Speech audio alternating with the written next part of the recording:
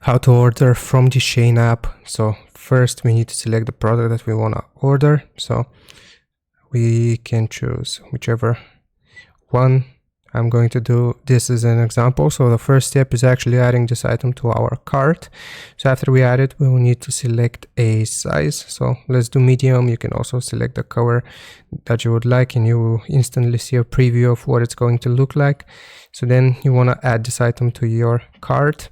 And then once we click on here, you will be able to see the item that we want to order. So just click on checkout. It will ask us to fill in our information. So you want to make sure you fill in your information here where it's actually going to be delivered.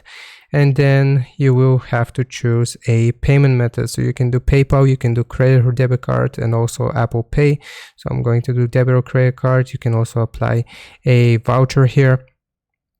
And basically, after you have selected this, you want to click on place order, and it's going to take us to this page where we actually confirm our credit card details. And once we write our credit card details, then we can click on place order, and this will have successfully ordered this item for us. Hope this helps. Leave a like and sub. I'll see you next time.